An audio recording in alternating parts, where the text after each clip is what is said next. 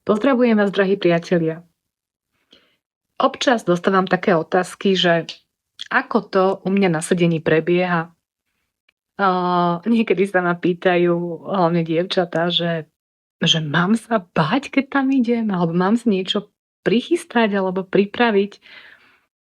Alebo sú to otázky typu, že no, tak už keď mi teda spravíš tie konštelácie a ja tam proste niečo si poriešim so svojimi rodičmi alebo predkami, no tak už ten život už potom bude plynúť v takom ružovom obláčiku a budeme mať perfektné vzťahy, prosperita bude prúdiť.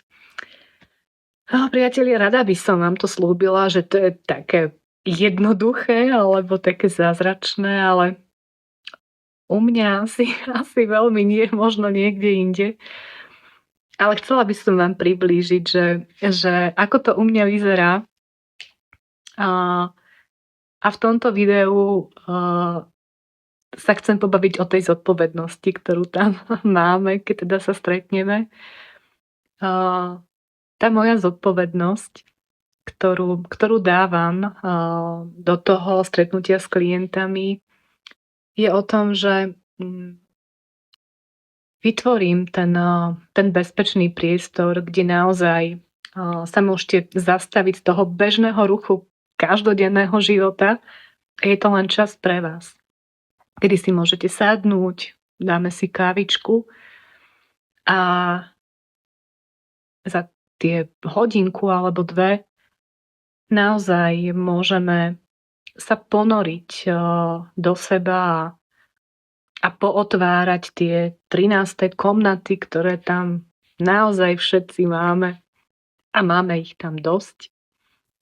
A niekedy nás prekvapí, že ešte tam nejaké sú, ale moja skúsenosť je, že je to naozaj pri tých hlbších nejakých prežitkoch alebo zraneniach, tak sa to liečenie alebo to uvoľnenie deje tak pomaličky, sa to odlupuje ako šupka cibule, koľko nám to ten náš systém dovolí a dá.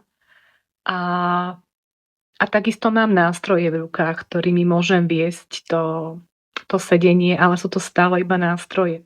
Sú to moje obľúbené konštelácie, ktoré sú systemické, presné, jasné, proste milujem jasný systém.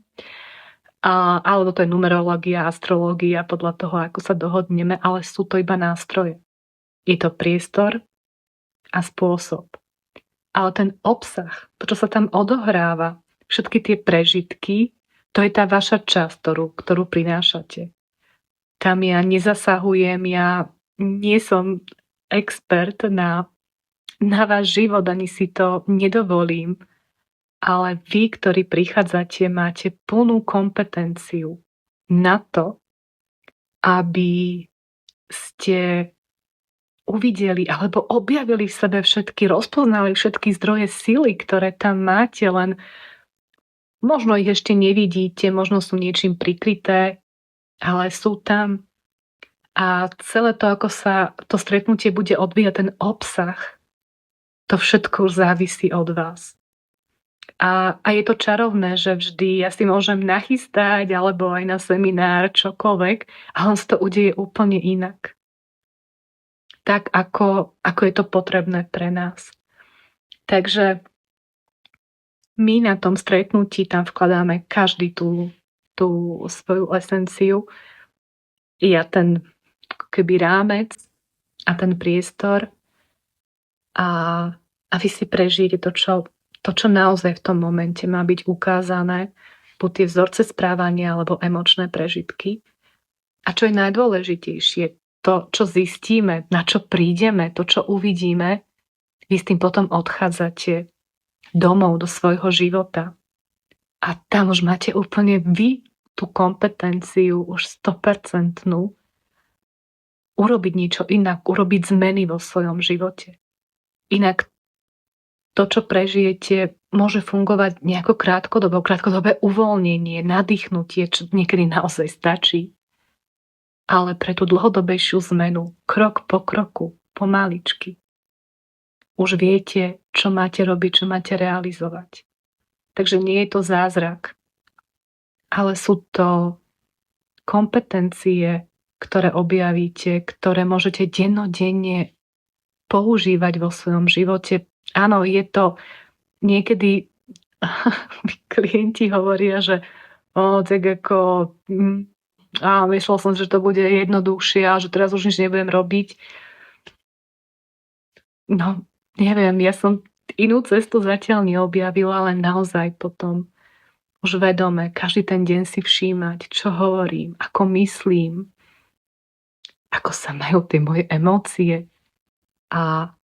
Ale vy už budete vedieť, ako s tým pracovať. A tá zmena a ten nový spôsob fungovania prichádza neskôr po tých konšteláciách alebo po tom sedení. A to je na tomto krásne, že to už máte v rukách len vy. Na začiatok takto ja by som ešte rada potom priblížila, ako to vyzerá konkrétne. A rada by som hovorila aj o emóciách, o vzorcoch správania. A budem všetko uverejňovať aj na svoju stránku a na svoj Instagram. Tak vás zatiaľ pozdravujem a dúfam, že možno sa aj objavia nejaké zázračné metódy liečenia, čo my vieme, čo nás čaká, kedy nebudeme musieť naozaj disciplinovane a krok po kroku aj my meniť naše myslenie, ale pôjde to samo, lebo ono je to ako keby dva v jednom, že veľa vecí už ide aj samo, uvoľňuje sa a niekedy treba tá naša intervencia. Tak vás pozdravujem a určite sa ešte budeme vidieť.